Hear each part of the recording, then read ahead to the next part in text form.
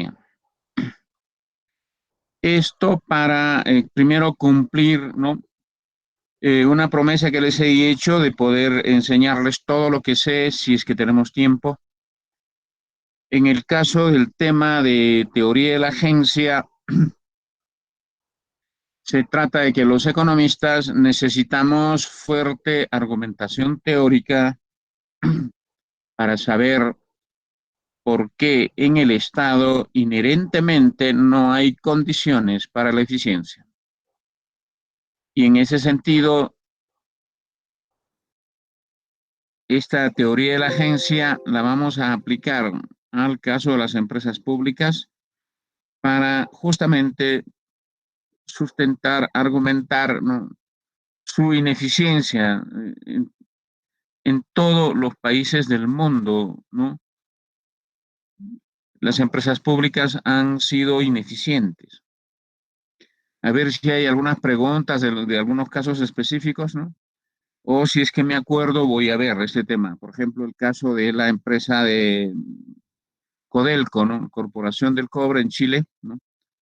Porque muchos no conocen bajo qué condiciones, ¿no?, funciona esa empresa que es estatal en lo formal, pero todo el sistema operativo tiene ese mercado. Muy bien,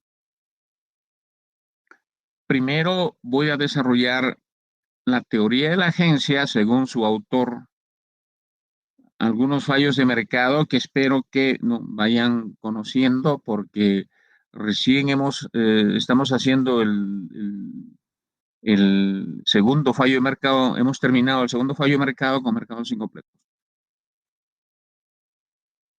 Vamos a entonces entrar a las vistas.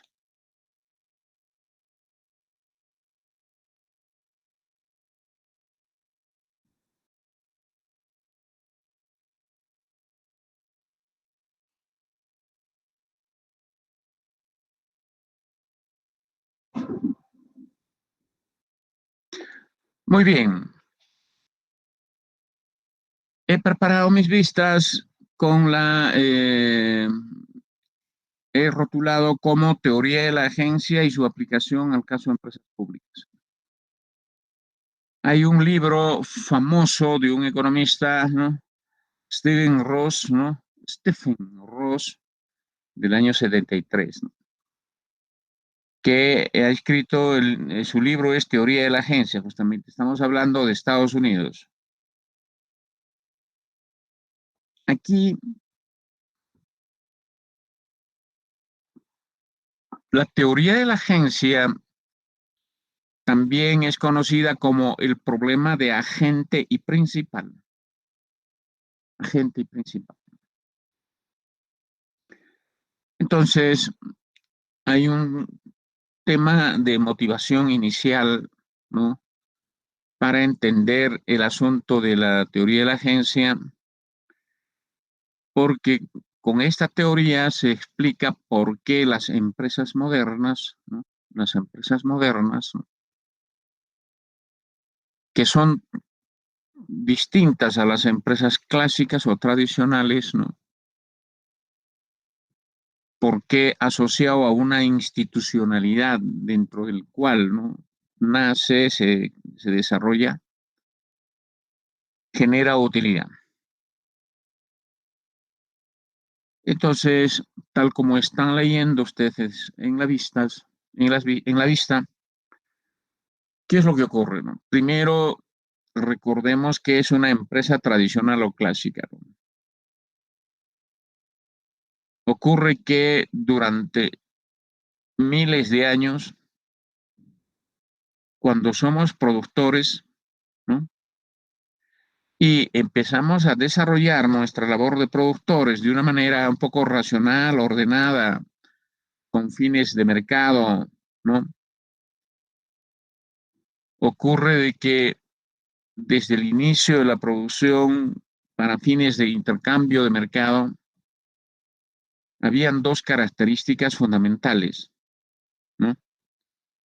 Uno es de que la propiedad era de quien se encargaba de la función de producción. Y la administración y gestión también, ¿no? Estaba en manos del propietario. Por lo tanto, propiedad y administración siempre han estado juntas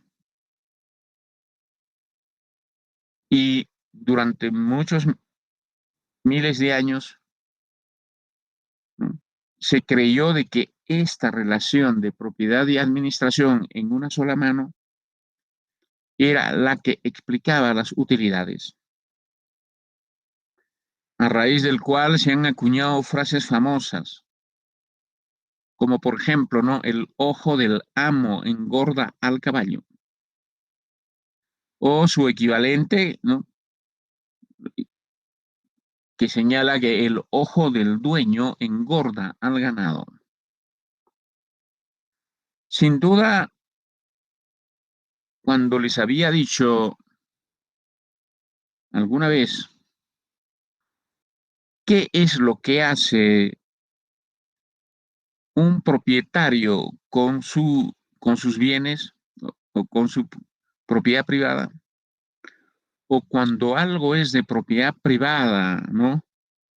De un, de un individuo, ¿qué es lo que hace con su propiedad privada? Entonces les había dicho que hace dos cosas: lo cuida, lo conserva y le saca provecho o le saca beneficio.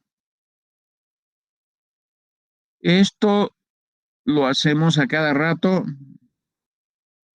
Todos ustedes no tienen sus cositas y el esmero con que lo cuidan y la forma como le sacan el mayor provecho, ¿no? Es recurrente, es una casi condición o actuación natural, actuación natural. Entonces, sabemos de que estamos pendientes de nuestras cosas, de nuestra propiedad. Por lo tanto, volviendo un poquito a estas frases de que el ojo del dueño engorda el ganado, ¿no? Si ustedes entran un poquito a estudiar o conocer un poco más sobre estas frases, ¿no? Van a encontrar en la bibliografía electrónica o en Google o Internet, ¿no? Que otra comprensión, ¿no? De este tema de que el ojo del dueño engorda el ganado, ¿no? En condiciones en que ya se tiene trabajadores, ¿no? Entonces, este concepto alude también a la idea de que los trabajadores tienden a esforzarse menos cuando no está el ojo del patrón para vigilarlos. Entonces, sin duda que cada quien aprecia mejor lo propio que lo ajeno. Una característica de las iniciales formas de contratación de mano de obra, ¿no? Siempre ha estado asociado a la gestión de recursos humanos o a la gestión de personal y dada las condiciones de la tecnología, ¿no? Durante muchos años ha sido crucial la función de los propietarios, ¿no? Organizar adecuadamente también el desempeño laboral de sus trabajadores. Y se ha observado de que en condiciones en que el patrón está dirigiendo, observando, monitoreo el proceso productivo, ¿no? Sin duda se termina maximizando producción o logrando los objetivos que se tiene para cada día, semana o mes, ¿no? En una empresa. Y también es muy cierto que en procesos productivos donde no está presente el monitoreo o la supervisión del dueño, ¿no? Hay fuerte tendencia o incentivo de los trabajadores a relajarse, a relajarse. Si ustedes se acuerdan del Taylorismo, en quinto de media Si es que todavía han hecho economía, porque ese curso parece que lo han sacado hace poco, pero los que tuvieron la suerte de hacer el curso de economía en el colegio, un tema es el famoso Taylorismo, que es justamente las fábricas de tamaños variables, pero hacia tamaños grandes, ¿no?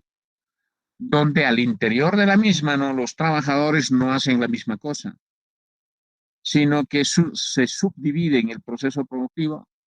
A eso se le llama división técnica del trabajo y un elemento fundamental en el funcionamiento, la duración en el tiempo de esa división del trabajo y sus resultados racionales, ¿no? Era de que la empresa o el dueño tenía buenas políticas de gestión de personal o sistemas, vamos a hablar, ¿no? De vigilancia, sistemas de supervisión del trabajo. Entonces, una primera motivación, ¿no? Es esa, que la empresa tradicional clásica es aquella en la que la propiedad y la administración están juntas, ¿no? Bajo responsabilidad o en manos del propietario. Y que ese era el secreto de las ganancias de la empresa, las ganancias de la empresa. Pero tal como los he explicado, ¿no? Son los incentivos y la tendencia normal a cuidar lo nuestro y sacarle beneficio, ¿no? La explicación de por qué cuando se destinaban recursos para procesos productivos, ¿no? Ese empeño, esa responsabilidad, esa vigilancia del propietario, ¿no? Era crucial para entender de que la empresa camine, de que la empresa funcione y si observamos en el tiempo, ¿no? Que la empresa sigue trabajando y produciendo, es obvio que por el entendimiento que tenemos de lo racional que son los individuos, ¿no? Si sigue trabajando, si sigue produciendo, si sigue con vigencia una empresa, es porque tiene que estar ganando, tiene que estar haciendo beneficios. Caso contrario, las empresas cierran o quiebran, porque ya les he dicho de que en un contexto en el que los recursos son escasos, ¿no? Nadie realiza actividad económica para ir usando mal o ir perdiendo sus recursos escasos. Entonces, este es un primer tema de motivación, ¿no? De qué ha de significar. Luego,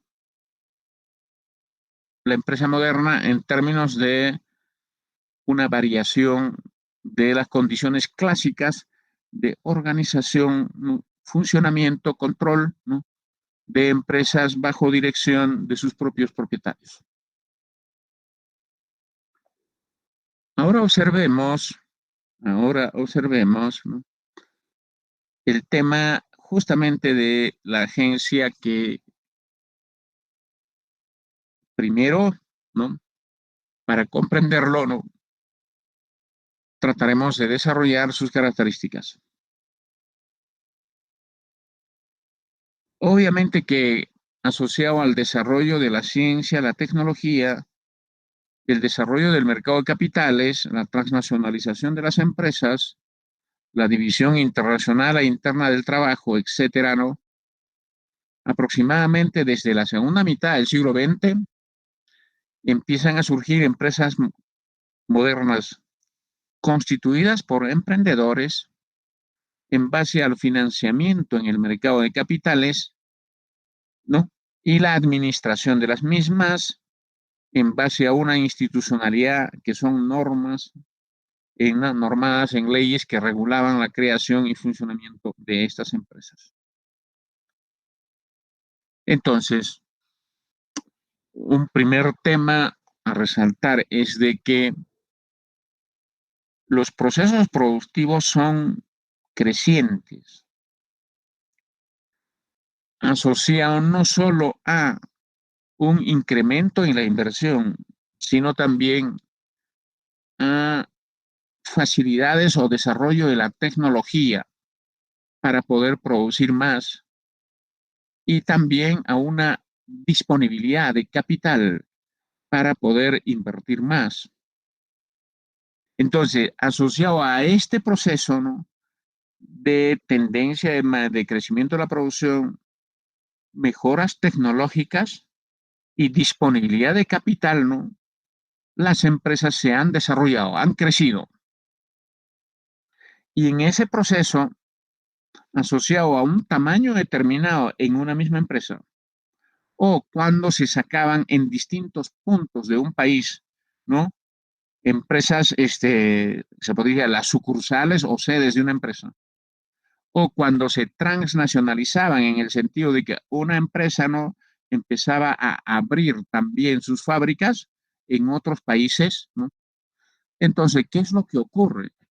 Que naturalmente, ¿no?, la capacidad de gestión de esas empresas, ¿no?, de más empresas, de un dueño, ¿no?, requería de que el dueño tenga que contratar, ¿no?, a encargados, encargados de gestionar las empresas que ya están fuera del alcance del dueño. Y en ese sentido, por lo tanto, nace un elemento diferenciador de la respecto a la empresa clásica. Entonces, cuando un propietario ya tiene, ¿no?, 2, 3, 4 empresas o sus sedes, ¿no?, dentro de una región, país, ¿no?, o continente, ¿no?, empezaba a delegar su responsabilidad en, ¿no?, básicamente en gerentes, ¿no?, en encargados, y en ese momento, por lo tanto, empieza un fenómeno que se llama la separación de la gestión, ¿no?, y la propiedad. La propiedad seguía siendo del inversionista, del empresario, pero la gestión, ¿no?, de unas de empresas que han tenido que, ¿no?, multiplicarse, empieza naturalmente a requerir de encargados, de gerentes, ¿no?, o de representantes del dueño en la gestión de esas empresas. Y en ese momento, por lo tanto, ¿no?, surge la necesidad de entender estos dos términos de agente y principal. Según la teoría de la agencia, el agente es el dueño, el propietario. Perdón, el principal es el dueño, el propietario. Y el agente es el encargado, el administrador, el gerente. Entonces, si una empresa se multiplica en 3 o 4, en una puede estar el dueño dirigiendo y en las otras 3 van a necesitar representantes o agentes. Y entonces ahora es necesario saber, ¿no?, qué características, qué fenómenos se observa en el proceso de separación de la propiedad y la administración. Entonces, al estar separadas la propiedad y la administración, ¿no?, en las empresas modernas, ¿no?, ocurre que cuando hay financiamiento vía la bolsa de valores, ¿no?, porque estoy diciendo que un elemento que ha posibilitado, ¿no?, la multiplicación de empresas es la disponibilidad de capital, especialmente en el mercado de capitales.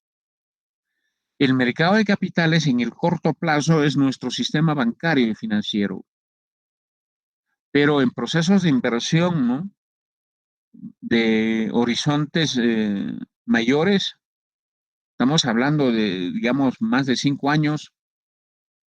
El mercado de capitales es la bolsa de valores donde los inversionistas compran acciones de las empresas, acciones de las empresas.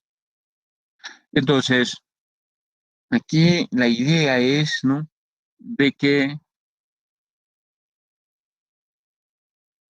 si hay expansión de empresas, se necesita capitales.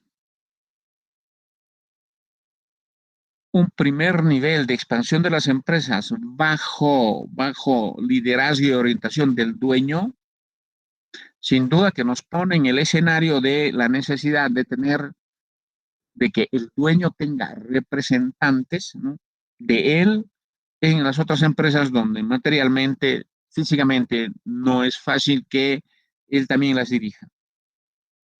Y entonces allí el principal es el dueño y los agentes, sus representantes en las otras empresas.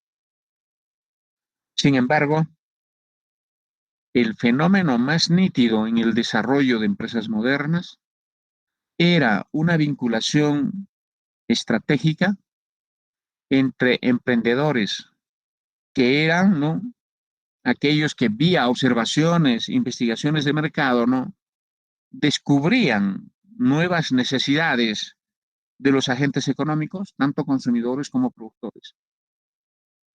Y además de descubrir, por lo tanto, necesidades insatisfechas, ¿no?, inmediatamente diseñaban, ¿no?, el bien o el servicio que debía o podía satisfacer esas nuevas necesidades.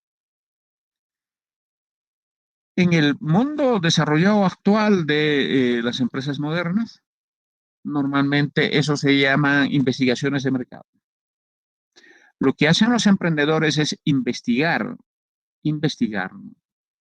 en los mercados, ¿no? Investigar en los mercados qué está queriendo la gente, qué le falta a la gente, qué necesidades insatisfechas tiene y qué bienes o servicios son los que van a satisfacer o resolver, ¿no?, esas necesidades y deseos, pero no solo de los consumidores.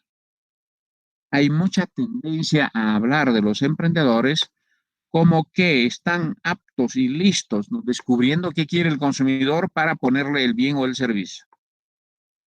Sin duda, en una comprensión más alta, ¿no?, el demandante, ¿no?, también podría ser, por favor, las empresas que están queriendo algún equipo, alguna maquinaria o alguna nueva tecnología, ¿no?, para, ¿no?, producir más y para producir mejor. Por lo tanto, los emprendedores también están a la caza de qué necesidades tienen las empresas, necesidades insatisfechas, para luego descubrir la solución respectiva. En el caso de ellos, ¿no?, de repente puede ser un nuevo insumo, un nuevo equipo, una nueva maquinaria, una nueva forma de organización y funcionamiento de la empresa, etcétera, etcétera. Por lo tanto, dejo bien claro, por favor, la comprensión y mi comprensión de que los emprendedores están a la expectativa de necesidades insatisfechas de consumidores y de productores, ya sea en lo que sea bienes y servicios para necesidades de los consumidores o nuevos factores de producción o formas de vinculación como la tecnología, ¿no?, para la producción. Muy bien, es en este contexto de que en los países donde se ha desarrollado las empresas modernas, ¿no?, ocurre que lo que se observa es de que en estas condiciones, en que la propiedad y la administración están separadas, hay beneficios, hay rentabilidad. Y entonces ocurre que se estaba rompiendo el mito de que la utilidad era solo el desvelo, la responsabilidad de los propietarios al mando de sus negocios. Y entonces en las empresas modernas, primero los propietarios se difuminan y no es cierto que están directamente monitoreando o viendo, ¿no?, todo lo que ocurre en las empresas que han financiado y en las decisiones que toman, ¿no?, los representantes. Entonces, no es que la empresa moderna y su capacidad de hacer utilidades era el desmentido a lo que observamos en la empresa tradicional. Sin duda que cuando el dueño está al mando de su negocio, tiene todos los incentivos para ser eficiente, Quiero decirle que los emprendedores o los empresarios, ¿no? Desde los microempresarios hasta los grandes, ¿no? Las 24 horas del día están pensando, viendo, tomando decisiones, averiguando, preocupándose de su empresa, de su negocio. Y es muy normal que eso signifique un fuerte incentivo a cuidar sus recursos y sacarle beneficio. Pero, ¿qué pasaba cuando esto se separó?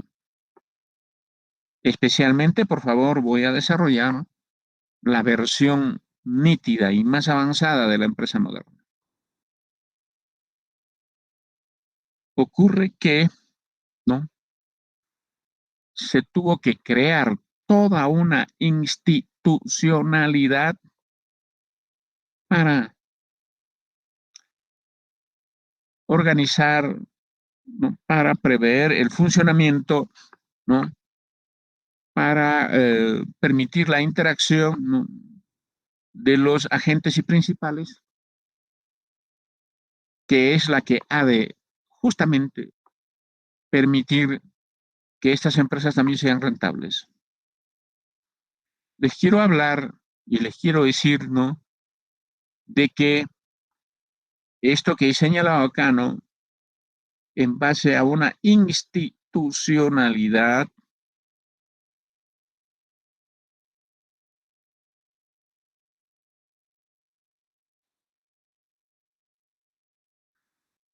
¿no? Normadas en leyes que regulaban la creación y funcionamiento de estas empresas. Pero el tema de la institucionalidad la vamos a ver hacia adelante porque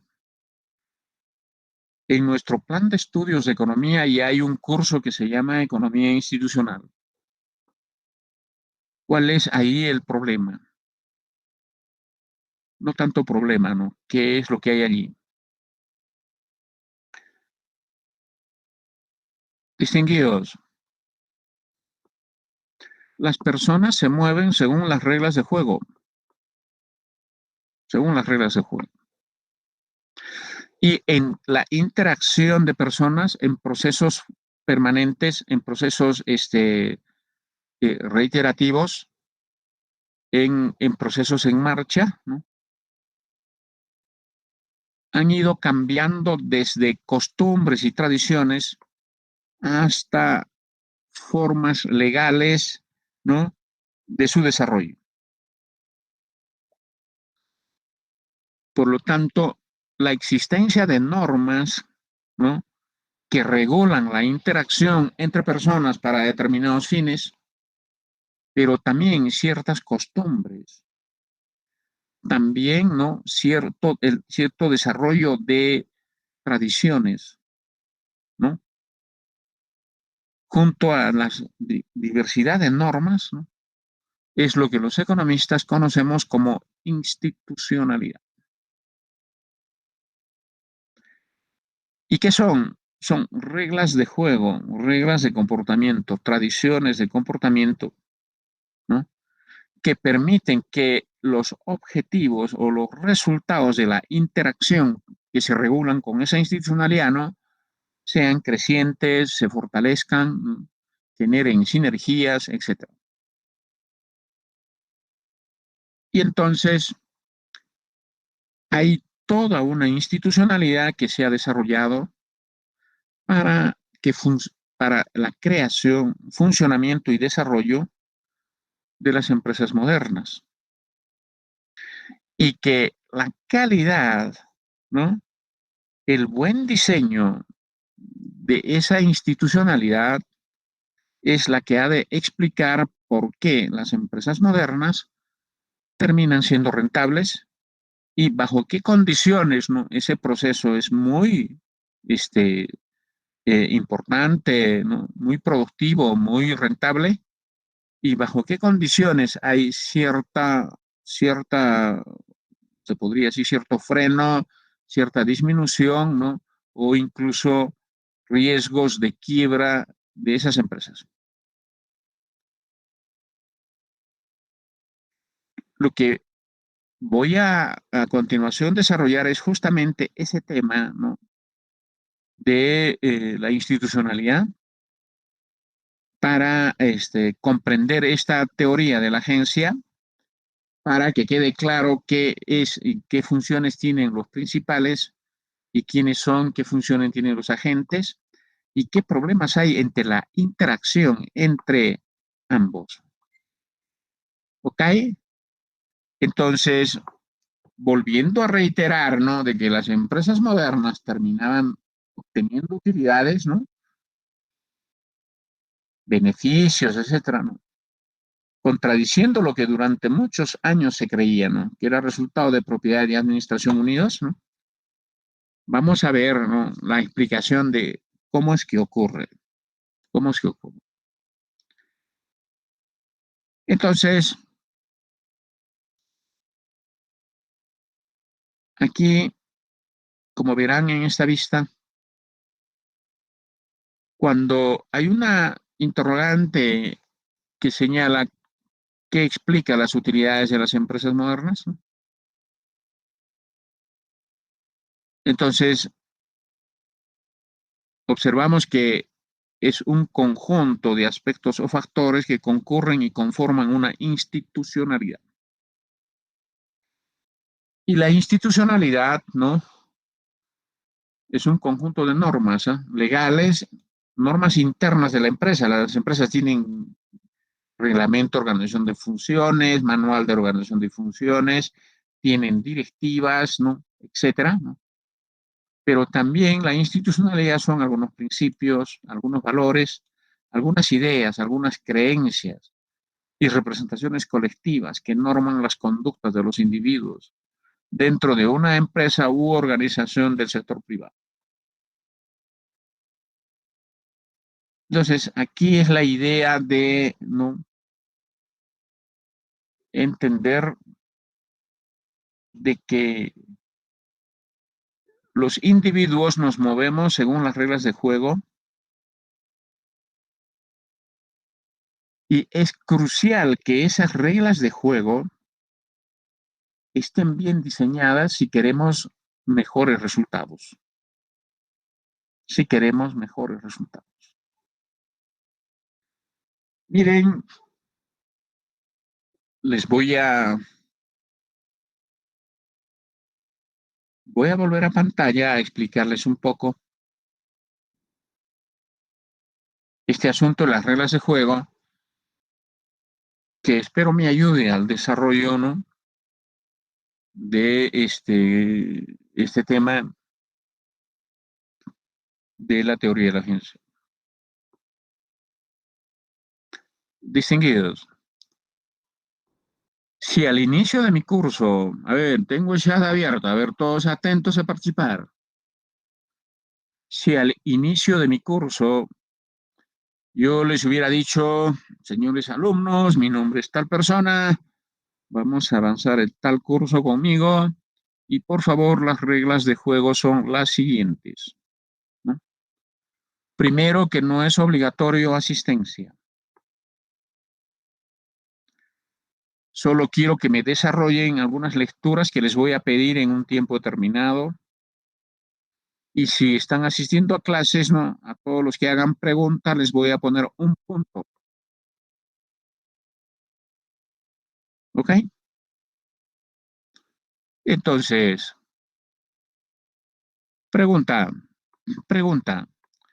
¿Con esas reglas de juego asistirían muchos o asistirían pocos?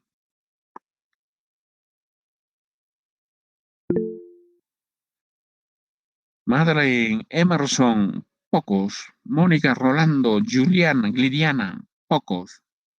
Gracias, correcto. Segundo, los pocos que asisten se volverían preguntones para aprender porque están con pensamiento crítico, quieren que se profundice en algunos temas que no han entendido o para anotarse y acumular puntos. ¿Para qué preguntarían? Por los puntos, ¿no? Por los puntos, por más puntos, por acumular puntos, ¿no es cierto? Muy bien. Ahora díganme,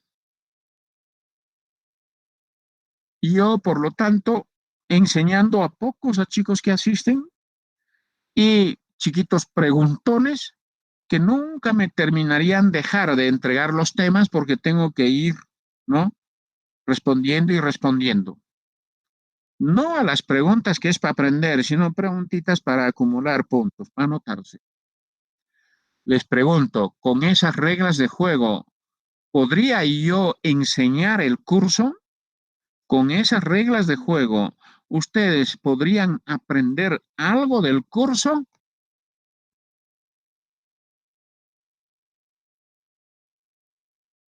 No, categóricamente, ¿no es cierto? No.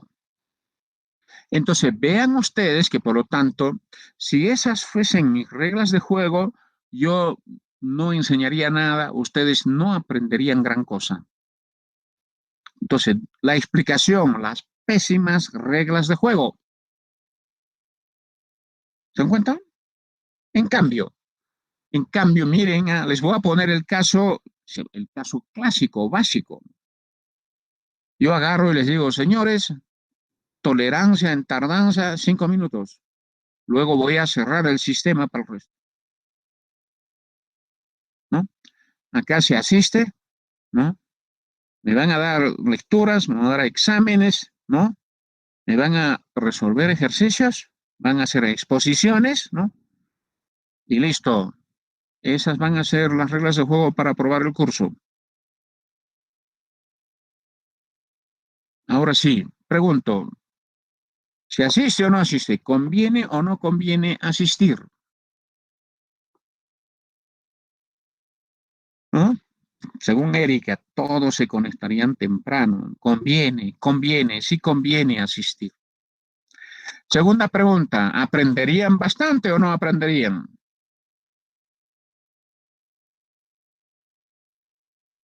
¿Aprenderían o no? Lecturas, tareas, ejercicios, la conferencia del profesor, ¿aprenderían o no bastante el curso? Claro que sí, ¿no es cierto? Y yo, por lo tanto, como profesor, ¿no? ¿Lograría o no enseñar esta materia? ¿Tendría o no altos objetivos de cumplidos en la enseñanza de esta materia?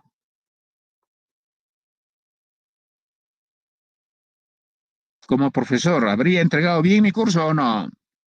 Sí, lograría, ¿no? Sí, claro que sí. Entonces, ¿y cuál es la explicación? Las reglas de juego. ¿Se aguanta? Las reglas de juego. Entonces, por ejemplo, para la primera parcial, ¿no? Gente que creía que puede entrar en el minuto 6, 7 fuera, al estar fuera, ¿no? Tendrían que esperar el video, conversar con los que han asistido. Pero si yo pongo, ¿no?, una bonificación por puntualidad, ¿no?, seguramente va a ser visible que quienes son puntuales siempre van a estar mejor.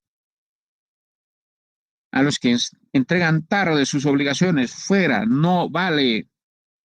Por lo tanto, a los puntuales estarían con buena calificación. Y entonces, ¿qué van a hacer?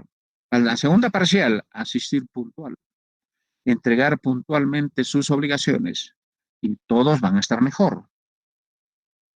Y para la tercera parcial, seguramente podemos llegar a niveles de excelencia en puntualidad de ingreso a clases, puntualidad de entrega de trabajos, ¿no? Y casi la totalidad de alumnos, ¿no?, aprendiendo, escuchando, ¿no? Y naturalmente aprendiendo una materia, en este caso economía pública. ¿Qué es? ¿Cuál es el secreto? Las buenas reglas de juego dentro de las cuales, ¿no?, nos hemos organizado para el desarrollo de esta materia. ¿Ok? Muy bien. Una mala regla de juego es aquella que genera malos incentivos. Malos incentivos. Por ejemplo, si el problema es solo resumir lecturas, te pones a dormir, no asistes a clases, no haces como sea, lo envías, ¿no? Y obviamente, ¿no?, ¿qué incentivos tiene decirles que no es necesario que asistan? Dormir más, ¿no es cierto? No asistir, ¿no? Hacer las cosas al mínimo, esa es la. Pero si yo digo, no, nadie entra después de las 7:05, levantarse temprano, estar con minutos de anticipación en el sistema, ¿no es cierto? Y luego a captar, ¿no?, las clases y cumplir las obligaciones en las condiciones que se cronograman, etcétera.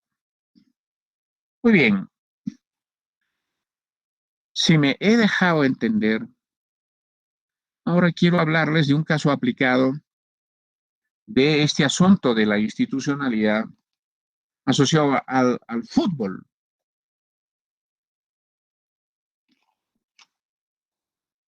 Este deporte, al menos en esta época, está en un proceso de franco desarrollo extraordinario, extraordinario, ¿no? De bueno, ese deporte, tanto así que especialmente los últimos, se podría decir, a los últimos 30 o 40 años, el fútbol también les encanta ahora a las mujeres. Porque antes las mujeres eran al vóley y los hombres al fútbol. Ahora a las mujeres también les gusta el deporte y además hay fútbol femenino. Tanto como que a los varones también nos gusta ver, ¿no?, vóley, y hay también vóley femenino, vóley masculino. Pero les quería hablar de las modificaciones y el desarrollo de las reglas de juego del fútbol. En sus inicios, ¿no?, había un solo árbitro, un solo árbitro. Y dependiendo de la ubicación del árbitro, había un conjunto de jugadas, ¿no?, que eran más comportamiento estratégico, ¿no?, de los jugadores, ¿no?, que actitudes o respuestas, ¿no?, normales, ¿no?, en la interacción. Entonces, no es fácil para un solo árbitro ver si la pelota se salió o no de la línea. Y entonces, como no es fácil, los jugadores tenían incentivos a seguir jugando, pese a que estaban recogiendo la pelota fuera de juego, fuera de la línea. Entonces, el incentivo era de que como no va a ver, ¿no?, como no lo está viendo, es poco probable que lo vea, mejor sigo avanzando, entre otros, ¿no es cierto? Luego, a veces no es fácil para el árbitro, dependiendo además de dónde esté, podría estar un poco lejos, ¿no?, fijarse si un jugador está adelantado, porque al estar adelantado va a cobrar mucha ventaja en el pase para llegar al arco rival y naturalmente anotar. Igualmente, ¿no?, dependiendo de dónde esté el árbitro, a veces no es fácil detectar un foul, si hubo o no foul, ¿no?, en el área, especialmente en el área chica, ¿no?, para que se convierta en penal. Y entonces, ¿no?, los jugadores, al menos los delanteros, ¿no?, se inventaban, fingían un foul, cayéndose, o sea, tipo Messi, ¿no? Messi es el experto en fabricar fouls, ¿no? Y naturalmente, ¿no?, un árbitro que estima que es foul y penal.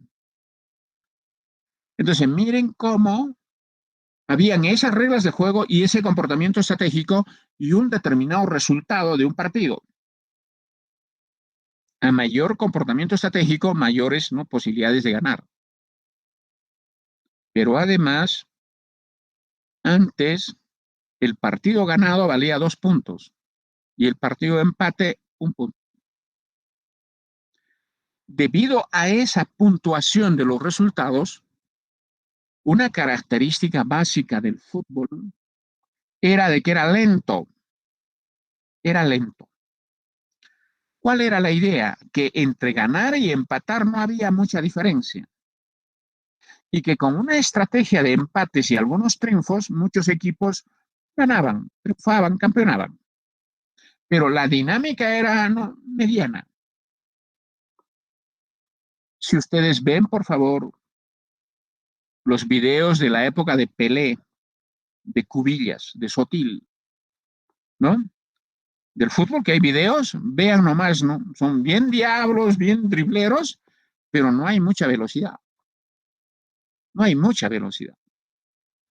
¿Por qué? Porque entre ganar y empatar, ningún problema. 2.1 y los partidos, los equipos programaban, ¿no? Sus empates respecto a sus victorias para más o menos, ¿no? Tentar liderazgos, tentar clasificaciones. Liderazgos en tabla, digo. Muy bien. Entonces, la Federación Internacional de Fútbol Americano, la FIFA, empezó a analizar las reglas de juego y sus resultados desde las ligas 3, 2, 1 hasta los campeonatos intercontinentales y naturalmente los mundiales de fútbol. Y luego, espero que sepan de que hace 20 años, creo, cambiaron las reglas de juego, ¿no? Primero, desde hace mucho más tiempo, pusieron dos jefes de línea. Los jefes de línea podían ahora sí ayudarle al árbitro para decir si la pelota ya está fuera de línea y si además hay un jugador adelantado y si además hay un foul, ¿no? En área o un foul en cualquier sitio de la cancha, pero especialmente importaba en el área para ver si eso es penal o no. Con esos dos jueces de línea, la calidad de los arbitrajes era un poco más fiel. Se cobraba fuera de línea, se cobraba upside, se cobraba los fouls reales, ¿no? Pero además, hace 20 años cambiaron a que el partido ganado es 3 puntos, 3 puntos, y el empatado 1 punto. Y entonces, ¿qué es lo que ocurre? Que ahora sí convenía ganar. Los incentivos para ganar eran mayores que con 2 puntos. Y entonces empezaron a moverse más y el fútbol empezó a ser mucho más dinámico. Y un componente, ¿no? de estas reglas de juego es el fútbol rápido, fútbol veloz, jugadores veloces, además de la extraordinariedad, ¿no? Que, ¿no? debe traducirse en triunfos para, ¿no? respecto a un empate, ¿no? tener una bonificación más alta. Y entonces, producto de esas reglas de juego, ahí tienen, por favor, a Ronaldo, a Messi y a extraordinarios jugadores que vemos, ¿no? en las distintas ligas del fútbol. Pero seguían habiendo problemas. Aun cuando se tenía dos linemen, dos jefes de línea, ¿no? La, los jugadores fingían un foul para fabricar penales o tiros libres cercanos al arco. Messi, por ejemplo, Messi es un jugador extraordinario, pero es bien mañosito para generar tiros libres cercanos o penales. Un poco menos que naturalmente, ¿no? Neymar. Y donde el árbitro, ¿no? estima que sí le han fauleado a Messi, ¿no? Casi siempre, ¿no? Los tiros libres, gol, y naturalmente igualmente los penales. Entonces, se pusieron a estudiar eso y se dieron cuenta de que los jugadores se comportaban estratégicamente fingiendo fouls, fingiendo fouls, ¿no? Y tratando de sorprender a los jueces de línea en lo que es posesión adelantada. Y entonces, ¿qué se hizo? Se establece que los fouls, o sea, si un jugador finge que le han hecho foul, tarjeta amarilla, tarjeta amarilla. ¿Se dan cuenta? Entonces, y un gol con posición adelantada no vale, no vale. Ahora, también observaron de que no había demasiado foul en situaciones de peligrosidad de gol, donde muchos defensas preferían derribar, ¿no? a la amenaza de gol de un delantero que permitir que dispare. Y entonces establecieron que en ese tipo de jugadas, jugador expulsado, además de penal,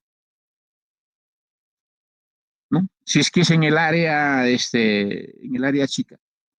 Pero si es, ¿no? Fuera del área, pero ha sido una jugada, ¿no? Que impida, ¿no? Una posibilidad de gol, ¿no? Igualmente, expulsado. Y entonces, miren cómo hay un proceso de perfeccionamiento de las reglas de juego, hay más jueces, ahora hay incluso un juez electrónico, ¿no? El VAR, ¿no? Con la cual los árbitros se ilustran un poco mejor para estimar, determinar y en todo caso, ¿no? Dirigir, ¿no? Los procesos de juego. Y entonces muchos estiman que ahora los resultados son más justos, los jugadores ya no hacen trampa, conviene ganar porque 3-1 genera incentivos para ganar y eso significa a moverse, a correr y a hacer maravillas. Y bueno, ahí tenemos maravillosos jugadores y extraordinarios partidos. ¿Qué es lo que lo explica? El cambio en las reglas de juego. Entonces, cuando hablamos de institucionalidad, los economistas decimos, por favor, hay que diseñar buenas reglas de juego. ¿Y qué es eso? No hay que incentivar, ¿no? Comportamiento estratégico, no hay que generar malos incentivos. Y entonces, ¿no? Sin duda, desde el punto de vista de la economía, ¿no? Nosotros decimos, por favor, respeten nuestras teorías, las leyes de la economía.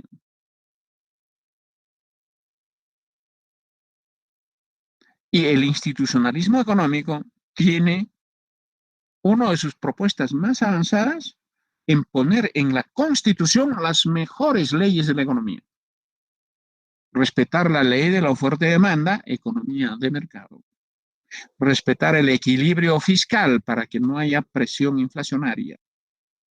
Poner topes al endeudamiento para que el país no tenga riesgo país alto.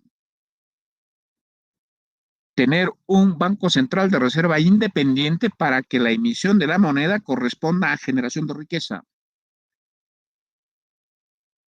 ¿Ok? Y poner organismos que ya hemos hablado, OCIPTEL, OCINE, o sea, jueces, ¿no? En la interacción en los mercados, ¿no? En industrias importantes, como hemos visto cuando les desarrollé la reestructuración de monopolios naturales y sus entidades reguladoras y fomentadoras de inversión, competencia, etcétera. Entonces, el institucionalismo económico básicamente es, ¿no? Hacer respetar, ¿no? Ponerle normas a autoridades, ¿no? Para que funcione y se respete bien las leyes de la economía. Las leyes de la economía. Les voy a poner un ejemplo último para volver al tema y es el asunto siguiente. Ustedes sabían que por cada papeleta de infracción de tránsito que pone la policía de tránsito, un porcentaje es para ellos, es para la Policía Nacional, y del cual se reparten bonos. Antes no era así. Antes simplemente se decía, no, ahí tiene la policía, estas son las infracciones, y la policía estará para que, ¿no? En donde corresponda y cuando corresponda poner papeleta. Y había pues un policía ponía una papeleta al día,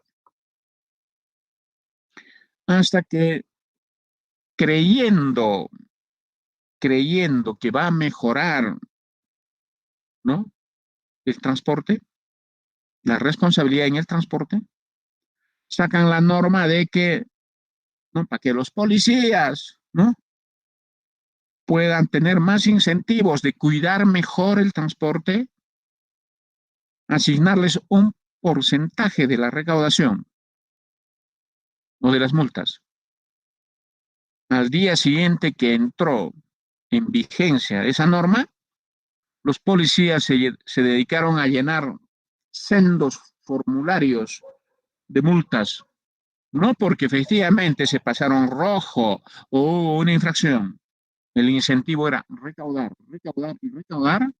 Y desde ese entonces tenemos casi a todos los conductores en el país completamente empapelados, completamente empapelados. Esa norma debería derogarse, porque genera malos incentivos. El policía está pensando en recaudar, pensando en su bono, más que en una objetividad, actitud correcta de autoridad para ver si efectivamente han habido transgresiones en el transporte. ¿Ok? Ahora, cuando se sabe que la policía es corrupta, entonces los transportistas tienen incentivos a correr, a pasarse rojo, sabiendo que si les chapan, ¿no? Pagan una multa y la vida continúa. Entonces, ese es otro problema, que lo mismo ocurre con los jueces. Cuando los delincuentes saben de que hay corrupción en la justicia, delinquen, ¿no? Y ellos saben que cuando los capturan, ¿no? O coimean a la policía y no pasa nada, o luego compran, ¿no? Coimean pues en el Poder Judicial y salen libres o reducen sus penas. Entonces, una policía corrupta y un juez corrupto incentiva el delito. ¿Por qué? Porque los beneficios esperados del delito, descontados con las coimas, ¿no? Sigue siendo beneficioso. Entonces, no basta que las penas sean altas, es crucial que las autoridades sean honestas. Entonces, miren todo lo que podemos hablar en este tema del institucionalismo. Tal regla de juego, tal conducta. Tal regla de juego, tal resultado. ¿Se dan cuenta? Muy bien. Ahora pasemos a ver cuál es esa institucionalidad por la cual no funcionan las empresas modernas cuando no están dirigidos por sus dueños, sino solo por representantes, por encargados.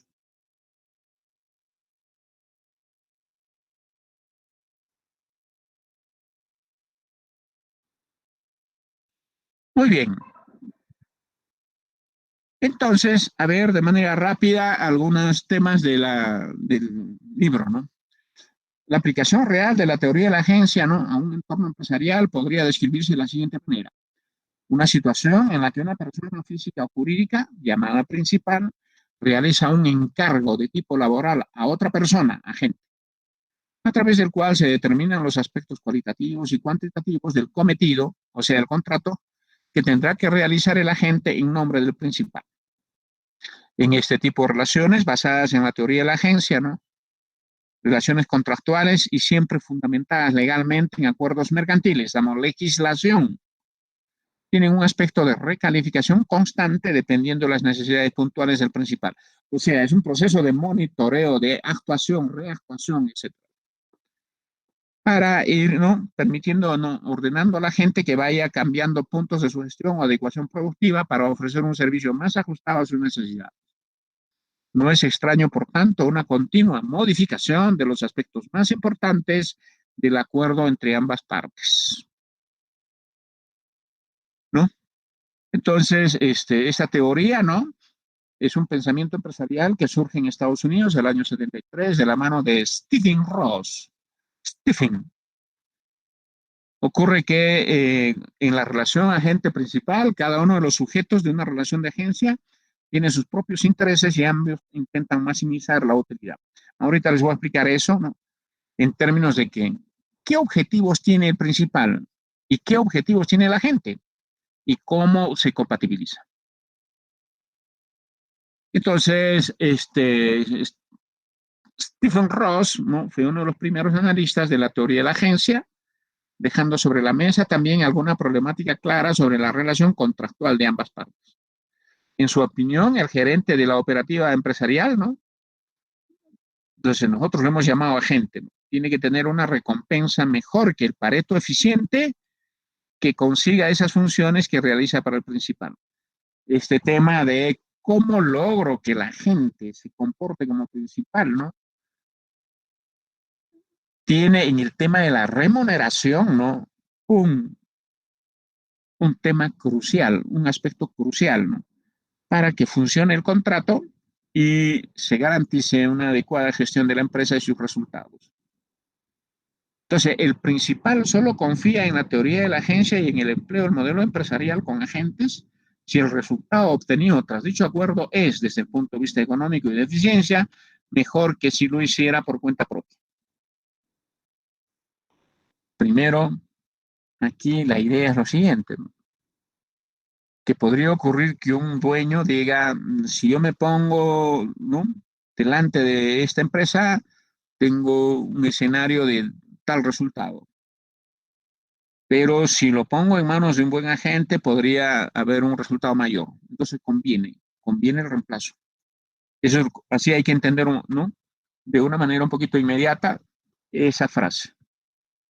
Muy bien, ahora sí, vamos entrando, ¿no?, de lleno al tema, a la aplicación.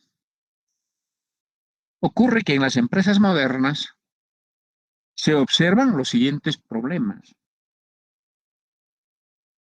o las siguientes características. Primero, hay asimetría. Señores, simetría significa igualdad. Por ejemplo, simetría de información significa que las partes que están actuando, interactuando o contratado tienen igual información.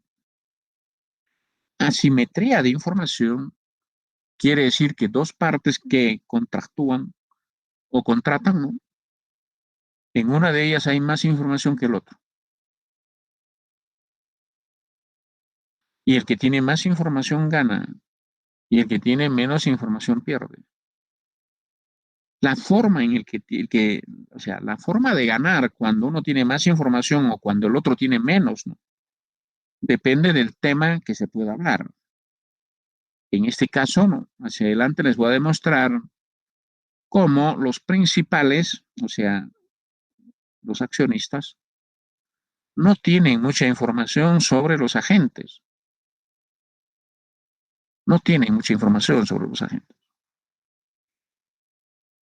Ok, antes de continuar acá esta vista, les quiero describir más o menos cuál es el inicio de la creación de una empresa moderna. Distinguidos, podría ocurrir, ¿no? Podría ocurrir que un emprendedor financia un estudio de mercado, ¿ok?, sobre qué tipo de automóviles están queriendo o quisieran los futbolistas. Espero que sepan al menos que en Europa y luego en Estados Unidos, China y Japón, hay 3 ligas de fútbol bien masivas, masivas. Y por lo tanto, en el mundo, ¿no?, donde hay solo 2 ligas, si vemos como mundo a los jugadores, ¿no?, ocurre que son jóvenes más o menos, promedio, alaracosos, con dinero, y entonces un emprendedor agarra y dice, estos alaracosos y con plata, ¿cómo les gustaría su carro? Y hacen un estudio de mercado. Ese es entrevistarlos, dibujarles modelos, etcétera, etcétera, hasta que sale el tipo de carro con su diferenciación de colores, etcétera. Y ocurre que estos, ¿no?, alaracosos y con plata quieren un carro que no se parezca al carro del gerente, que son de colores oscuros, ¿no?, básicamente negro, ¿no?, azul, ni que sean carros de carrera que son psicodélicos, ¿no?, o sea, de todo tipo de colores. Entonces, carros más o menos pequeños, ¿no?, de colores vivos, de lunas, de lunas que no sean claras o sean polarizadas, creo que le llaman, ¿no? De un buen aparato de sonido ahí adentro, ¿no? Un pequeño lugarcito para, ¿no?, las gaseosas, el hielo y tal vez el whisky, etcétera, etcétera. Luces grandes, etcétera, etcétera.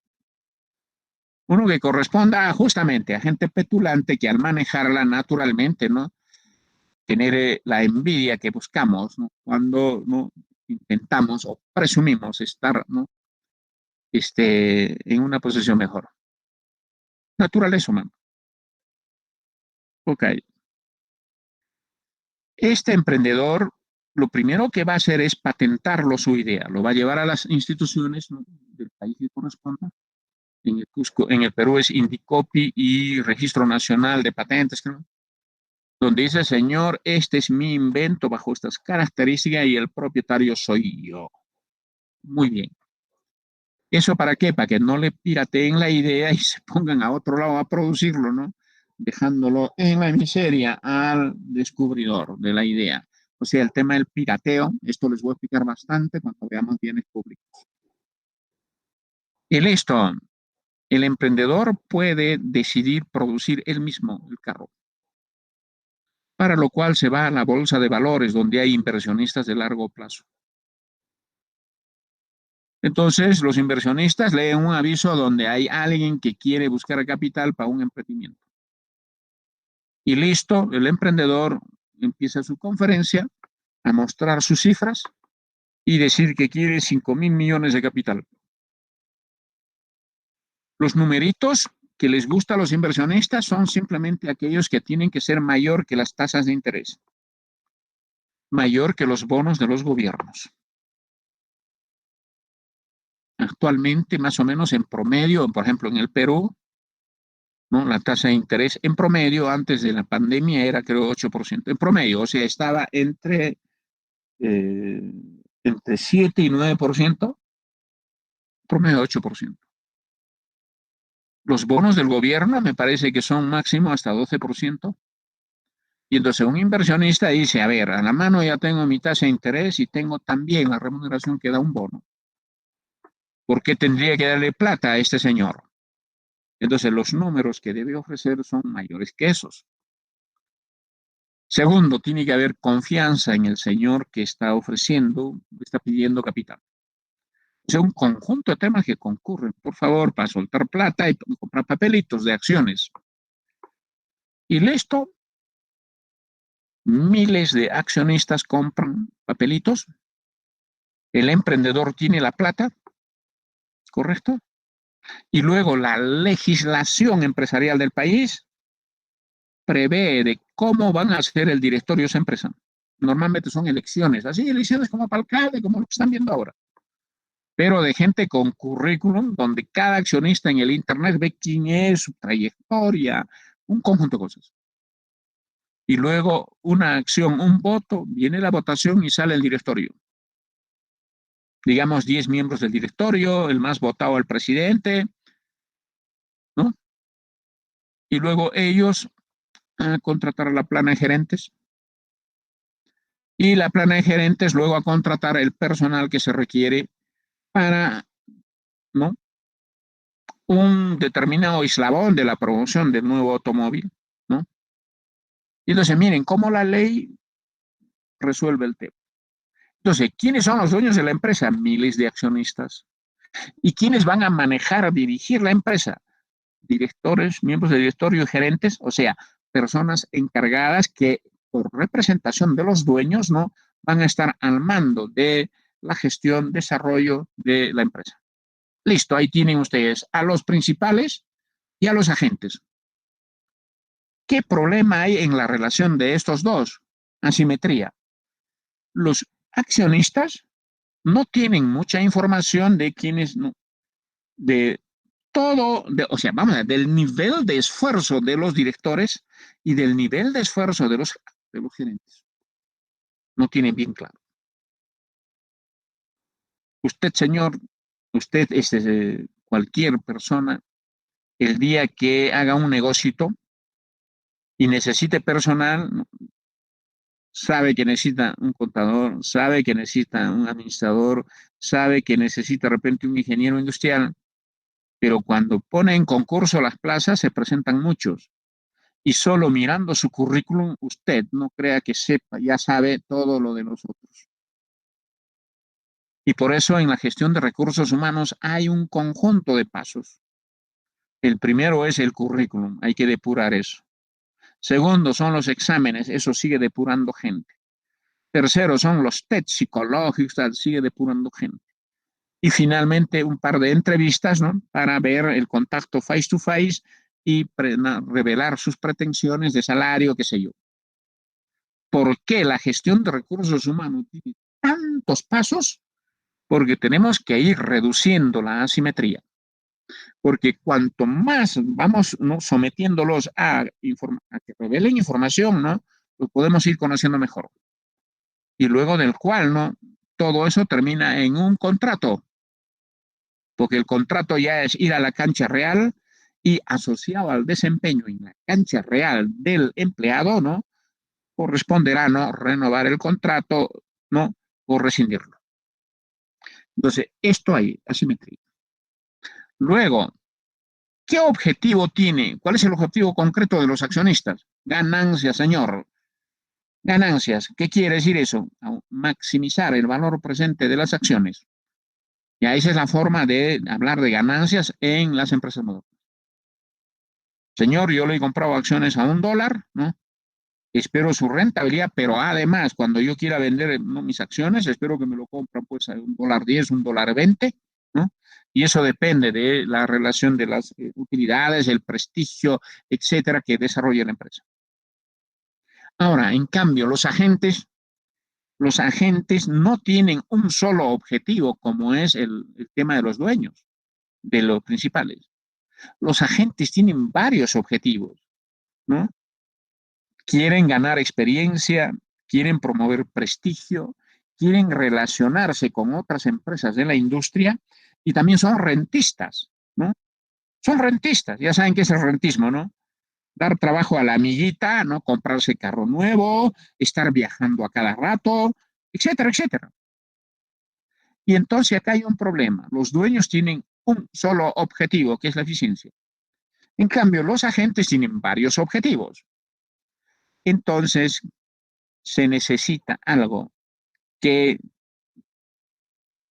se necesita que los agentes se identifiquen con los objetivos del principal.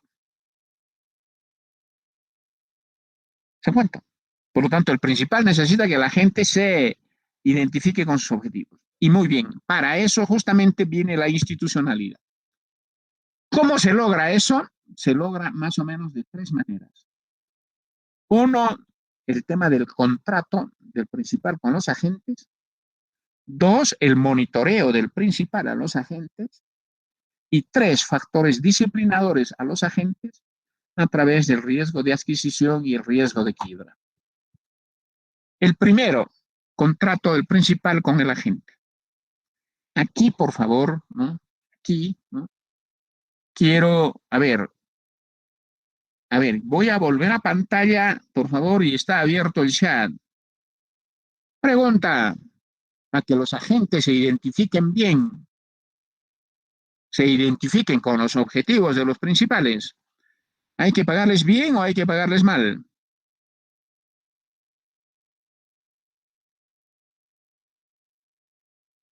Desde Emerson, Anson, Cantu, etcétera. Pagarles bien, correcto. Entonces, capten esto, ¿eh? Capten esto. Si pagarles bien significa, ¿no? Si pagarles bien significa, digamos, a cada miembro del directorio, digamos, $15,000. Todo pagado, ¿eh? O sea, $15,000 netos su salario. Todo lo demás sabrán de que viajes, carro, teléfono, todo está pagado. Digamos $15,000. ¿Les parecería bien $15,000?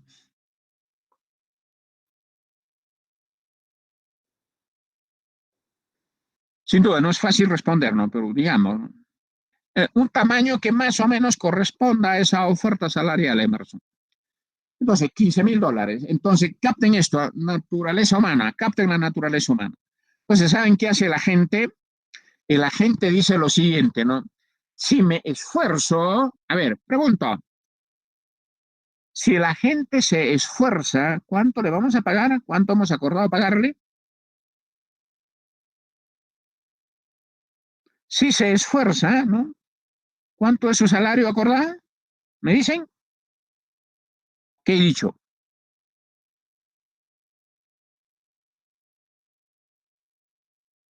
$15,000. ¿Me ponen ahí? Entonces, si se esfuerza, gana $15,000. Muy bien. Ahora pregunto, ¿y si no se esfuerza, cuánto gana? ¿Y si no se esfuerza, cuánto gana?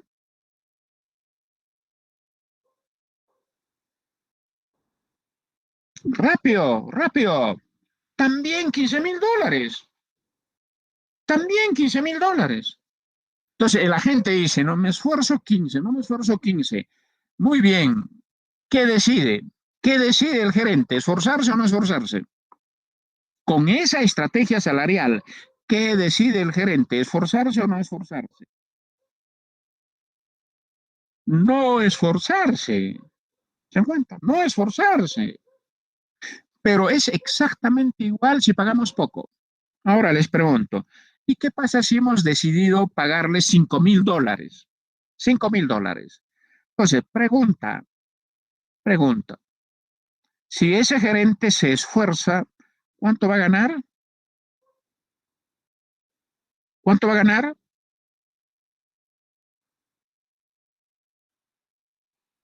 ¿Qué he dicho? ¿Qué he dicho?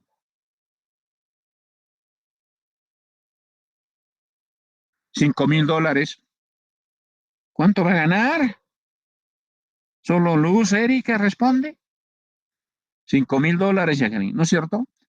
Ahora, y si ese gerente no se esfuerza, ¿cuánto va a ganar?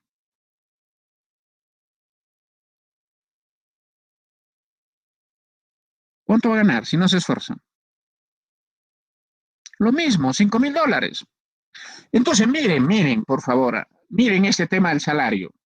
Si le pagas un salario alto, el gerente dice, el agente dice, no, me esfuerzo, gano eso. No me esfuerzo, gano eso, soy racional, no me esfuerzo. ¿Por qué? Ganar sin esforzarse es más beneficioso. Ahora, si me pagan 5,000, igual, me esfuerzo, gano 5,000, no me esfuerzo, gano 5,000. Entonces, resultado, no me esfuerzo. ¿Por qué? Porque sin mucho trabajo gano lo mismo racional para el gerente. Y entonces, en esta teoría de la agencia dicen, no hay que hacer eso. Y proponen un modelo, ¿no? Proponen un modelo que es el siguiente, ¿no? Un modelo que es el siguiente. Y dicen, lo que deben hacer es, ¿no? Miren lo que dicen, ¿no? Un tema crucial es definir el salario, ¿no? El salario, ¿no? No debe ser ni alto ni bajo, sino tener dos componentes. El primero, un monto fijo a cero esfuerzo. Acá está. $1,000 a cero esfuerzo. ¿Ya? Y el otro debe estar asociado a los resultados. ¿Ya? Entonces, acá, por favor, estos son los resultados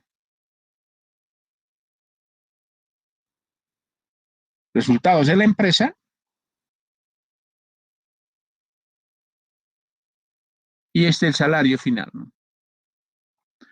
Y entonces, si se esfuerzan, ganan esto, se esfuerzan más, ganan esto, se esfuerzan más, ganan esto. Por lo tanto, vamos a tener una función, ¿no? En la que el salario va a estar en función de los resultados. Y listo, y listo. Ahora sí,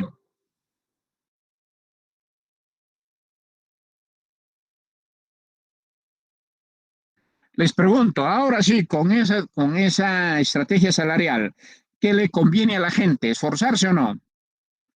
¿Qué le conviene a la gente? ¿Se esfuerza o no se esfuerza? Esforzarse. Sí, se esfuerza, esforzarse, ¿no es cierto? Entonces, este es un primer tema crucial que en la institucionalidad de agente principal te pone. Segundo, mucho ojo con lo siguiente, mucho ojo con lo siguiente, que es, ¿no? Por favor, acá hay que tener cuidado si los buenos o malos resultados económicos son responsabilidad de los agentes. Distinguidos, hay momentos en que el precio del cobre se triplica y entonces los beneficios de la empresa son altos. ¿Se dan cuenta? Vuelvo acá. Les pregunto, los altos beneficios de la empresa porque subió el precio del cobre ¿Es producto del esfuerzo de los agentes?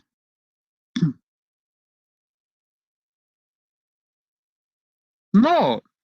Hay que ponerles un monumento a los agentes.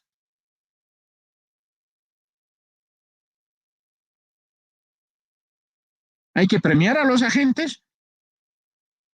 No. Se dan cuenta, mucho ojo, ¿eh? Entonces hay que saber, la empresa está bien, ¿es por el gerente? No, ok. Ahora, también, por favor, es triste, a veces los precios del cobre bajan y la empresa está en rojo. Hay que fusilar a los gerentes.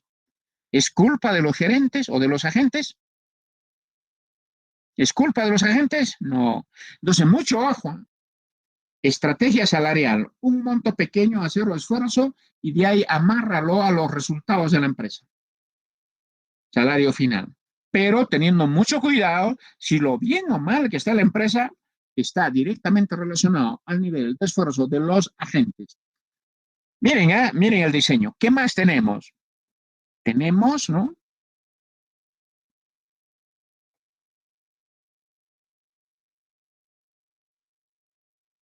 Tenemos dos, monitoreo del principal a la gente, ¿no? Consiste en acciones que desarrollan los principales respecto a determinadas decisiones que toman los agentes. Contrato, financiamiento. O sea, la idea aquí es lo siguiente, ¿no? Que un dueño de la empresa o un accionista va a la empresa, demuestra que es accionista y se pone a preguntar cómo lo están haciendo, qué decisiones han tomado y empieza luego, ¿no?, a cuestionar al gerente. ¿Por qué tienen línea de crédito costosa? ¿Por qué hay más personal? ¿Por qué han comprado carros nuevos? Etcétera, etcétera, etcétera. O sea, monitoreo, monitoreo. ¿Por qué? ¿Por qué? ¿Por qué? ¿Por qué? ¿Se dan cuenta? Entonces, sin embargo, cuando, señores, el caso de Estados Unidos, ¿no? En Estados Unidos los principales, o sea, los accionistas son bien difundidos, bien difundidos. Por lo tanto, muy pocos o casi ningún accionista se molesta en monitorear. ¿Qué cosa es monitorear? A ver, destinar mi tiempo a aprender contabilidad, aprender finanzas, marketing, ¿no? Imbuirme de las cifras de la empresa, de su contabilidad, y luego, ¿no?, ir a la empresa, mi tiempo, estar discutiendo. ¿Para qué? Si él es solo dueño de, digamos, de 1 sobre 1 millón de acciones o 10 sobre 1 millón de acciones. ¿Creen ustedes que alguien se va a esforzar tanto sabiendo que se va a beneficiar poco, pero con su trabajo beneficiar al resto que ni le va a agradecer? ¿Creen? A ver, usted que es dueño de una pequeña parte de la empresa, invertiría en conocimientos, en capacitación, en ir a discutir, a visitar la empresa. ¿Irían ahí para ver que todo esté bien porque quiero que sea beneficioso? Si tú eres solo un uno de miles de los dueños, ¿tendrían incentivo de ir a monitorear? Uno, es costoso. Dos, les beneficiaría muy poco porque ustedes son muy chiquitos como accionistas. Pero tres, beneficiarían a los otros que ni siquiera les van a agradecer. Ese es el tema del comportamiento estratégico del fenómeno Rider que vamos a ver en bienes públicos. Irían a ver, estoy preguntando, ustedes son 1 de 1 millón, todo lo que tienen que gastar, monitorearían, irían a ver cómo está vuestra empresa. No, no, no, ¿no es cierto? Y por eso estoy diciendo bien claro en la vista que, ¿no? ¿Qué estoy diciendo, no? Normalmente el monitoreo del principal a la gente no es eficaz, ¿no? En empresas con accionario difundido, un accionista minoritario no tendrá incentivos para el monitoreo dado los altos costos y el fenómeno del free. Es el caso de Modernas Estados. En Estados Unidos hay poco monitoreo y la rentabilidad de las empresas modernas es menor que en Japón.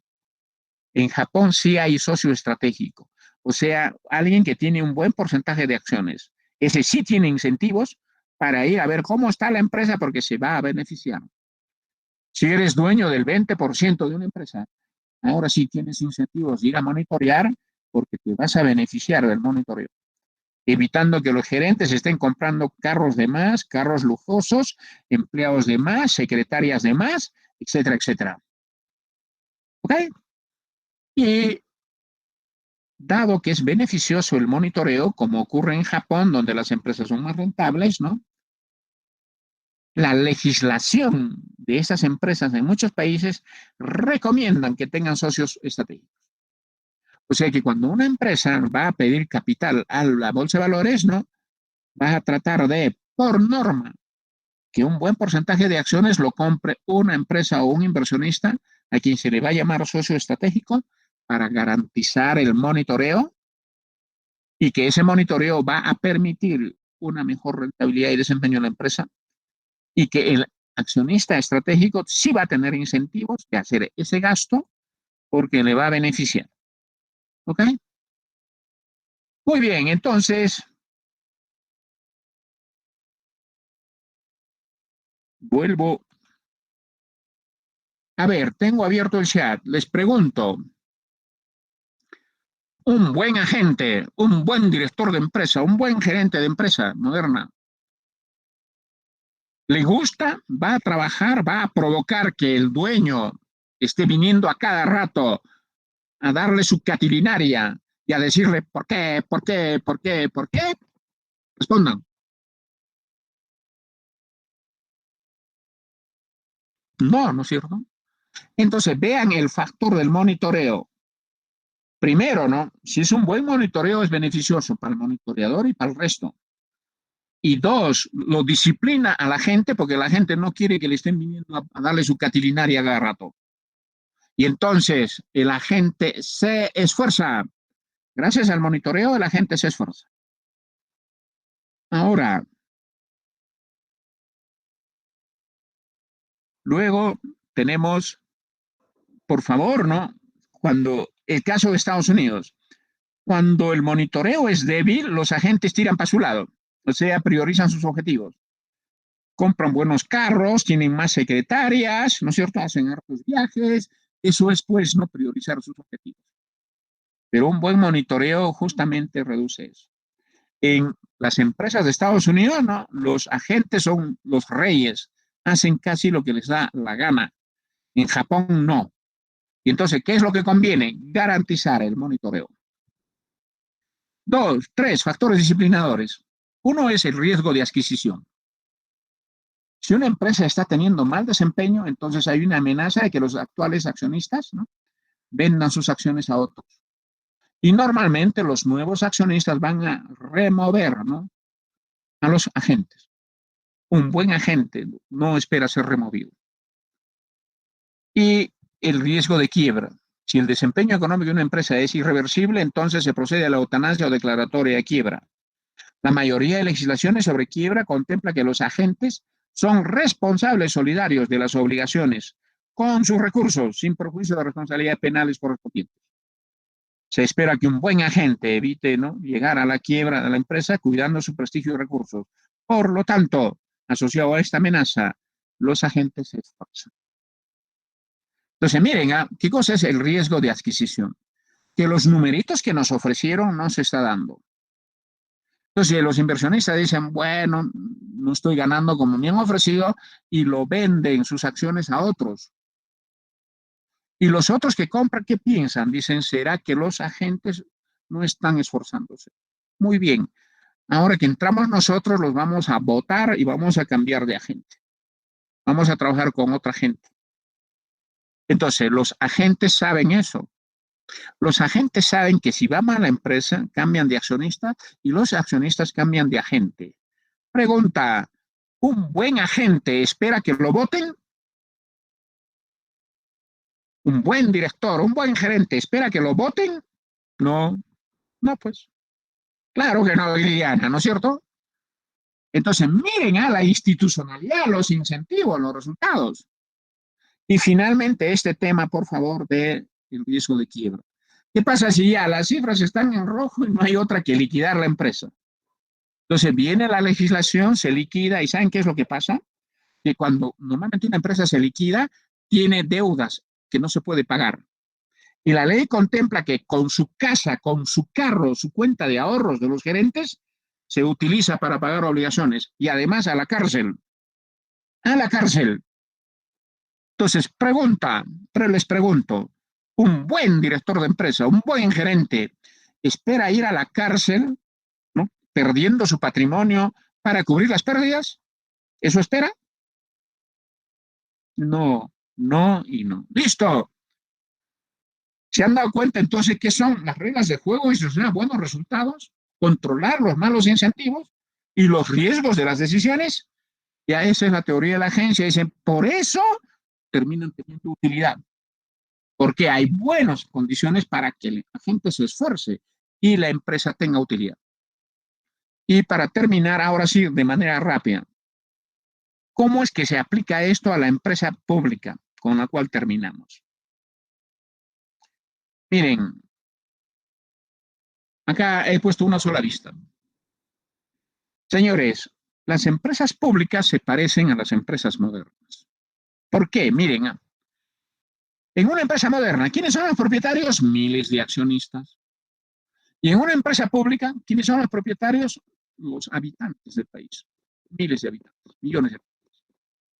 En una empresa moderna, ¿quiénes son los agentes? Los directores y gerentes.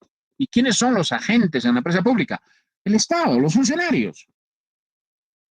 Ya las empresas es de todos los peruanos, pero ¿quiénes son nuestros agentes? El ministro, viceministro, todo hasta el último gerente. Muy bien, ¿cuál es el objetivo principal en una empresa moderna? Los beneficios.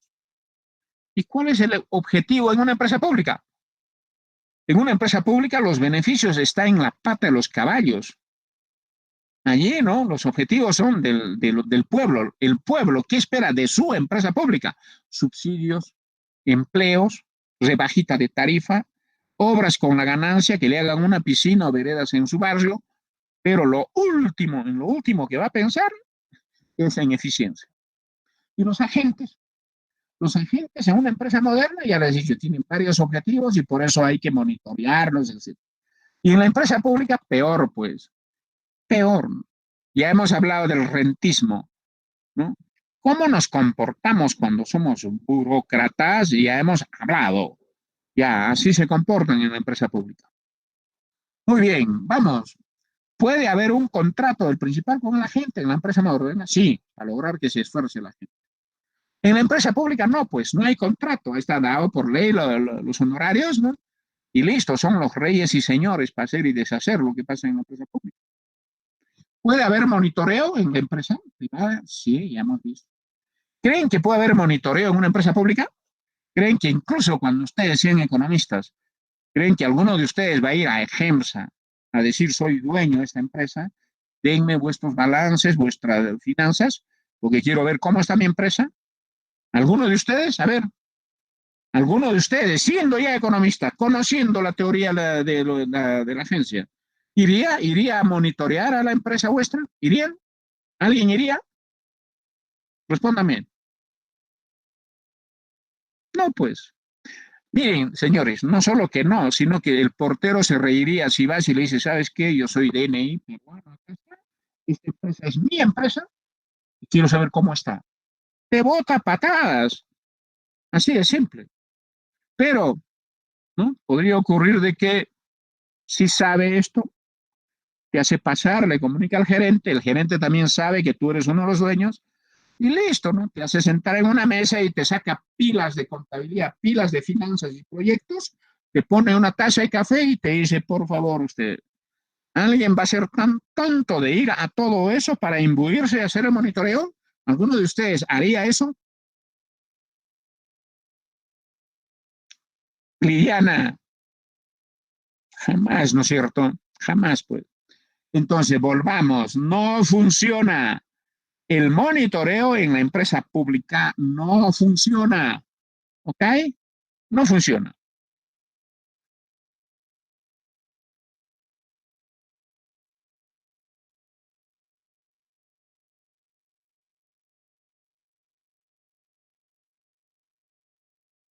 ¿ok? Imposible que un funcionario, que un ciudadano monitoree. Disciplinador, riesgo de adquisición, sí funciona en la empresa moderna. Les pregunto, a ver, rápidamente para terminar, les pregunto, ¿no?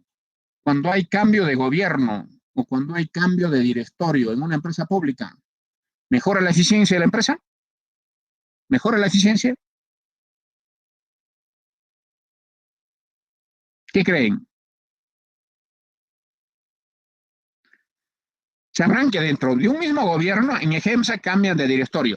Entra un nuevo ministro, mete su gente, pues. Otro ministro mete su gente. Y peor si hay cambio de gobierno. Ahí meten gente nueva. Con el cambio de burócratas en nuestras empresas públicas, o sea, con el cambio de agentes, ¿mejora la gestión de las empresas públicas? ¿Qué creen? ¿Me escuchan? No, no, no. Es lo mismo. Solo hemos cambiado al rentista, pero al mismo, pero, o sea, hemos cambiado de individuo, que son rentistas, racionales, pero no paretianos, ¿no? Los que salen han ganado experiencia y se han llevado mucho también, no tengan duda.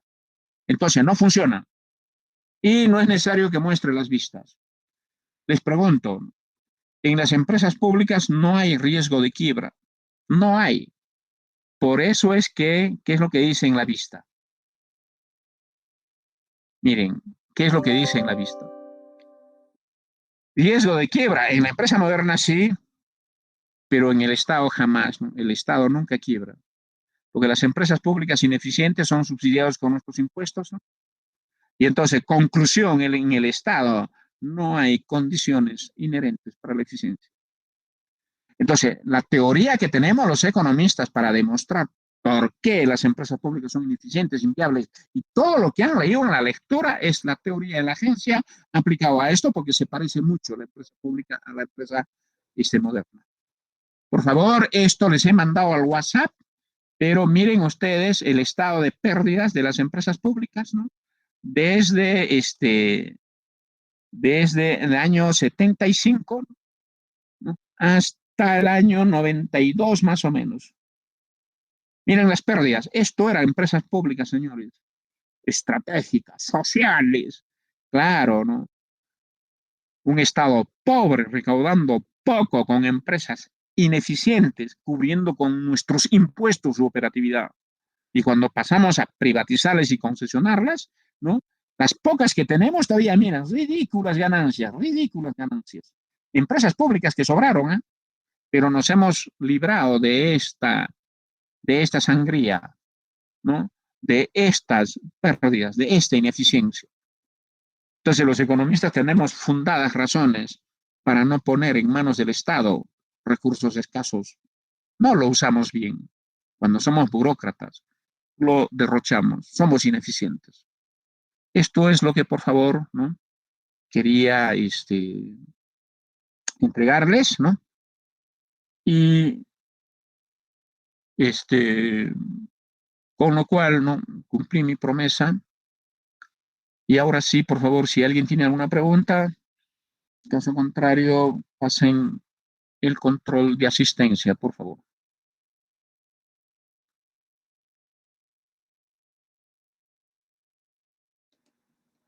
Compañeros, voy a iniciar con la asistencia.